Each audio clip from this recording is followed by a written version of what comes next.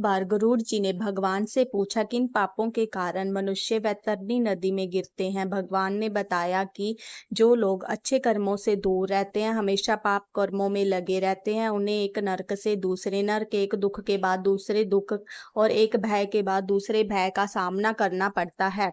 पापी जीवों को दक्षिण द्वार के मार्ग से ले जाया जाता है। इसी मार्ग के बीच वैतरणी नदी पड़ती है, जहाँ पापी जीव जाते हैं। जो मनुष्य धरती पर ब्राह्मणों की जान लेते हैं, मदिरा का सेवन करते हैं, बालकों की जान लेते हैं, गोवध करते हैं, स्त्री जान लेते हैं, गर्भपात और गुरु का धन देने वाले, ब्राह्मण का धन लेने वाले और वैतरणी नदी में गिरते हैं। जो मनुष्य शरण लेकर उसे नहीं लौटाते, विश्वासघात करते हैं, विष देने वाले, गुणवत्तों से इच्छा रखने वाले और प्रशंसा ना करने वाले, लोगों को खुद से नीचा समझने वाले और इनका सम्मान न करने वाले, सत्संगी से दूर रहने वाले, तीर्थ सज्जनों, गुरुजनों और देवताओं का अपमान करने वाले, पुराण वेद न्याय और वेदांत को दूषित करने वाले जीव, दुखी व्यक्ति को देखकर प्रसन्न होने वाले, दूसरों को दुख देने वाले और दुराचार बोलने वाले जीव वैतरणी नदी में जा गिरते हैं। ये सभी अधर्मी जीव रात दिन विलाप करते रहते हैं। ये जब मार्ग में पड़ती है, वहां जीवों को जमदूतों की मार झेलनी पड़ती है।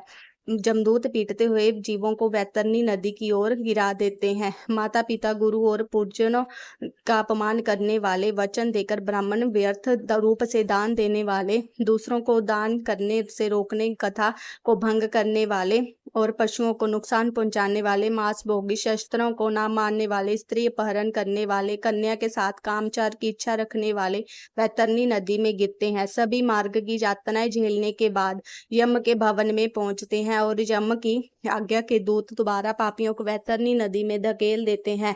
भगवान बताते हैं कि वैतरणी नदी कष्ट प्रदान करने वाली सबसे प्रमुख नरकों में से सबसे अधिक कष्टप्रद है।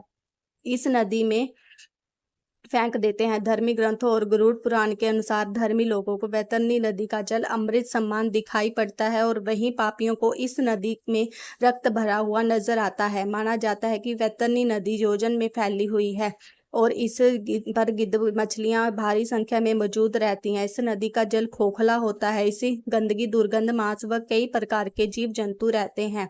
जीव जंतु और उबलते हुए जल में पीड़ित होकर विलाप करते रहते हैं। इस नदी को पार करने में पापियों के लिए बहुत कठिन होता है। पुराणों में इस यातना से बचने के लिए कुछ उपाय बताए हैं। पुराणों के अनुसार अगर मृत्यु के समय जीव ने गाय दान की हो, उसे वैतरणी नदी पार कराई जा सकती है। कहा गया है कि इस नदी के तट पर पहुंचते ही एक गाय आती है जो पूछती है, तुम्हारा पुण्य कुछ हो तो बताओ। जिन्होंने गाय दान की होती है वह गाय की पूंछ पकड़कर इस भयानक वैतरणी नदी को कुशलता पूर्वक पार कर जाते हैं। धरती पर जिस मनुष्य ने जन्म लिया, एक दिन उसका अंत आता है, लेकिन मनुष्य के बाद सब पर समाप्त नहीं होता। इसके पश्चात जीव को अपने कर्मों के अनुसार नरक, स्वर्ग या मोक्ष की प्राप्ति होती है। नरक में मिले यातनाओं का वर्णन गरुड़ पुराण में देखने को मिलता है। इसमें बताया गया है कि क्या कर्म करने पर एक जीव को नरक में यातनाएं सहनी पड़ती हैं। उम्मीद है कि आपको जो स्टोरी अच्छी लगी हो, लाइक और सब्सक्राइब करें और अगर आपके लिए स्टोरी लाते रहेंगे। हर हर महादेव।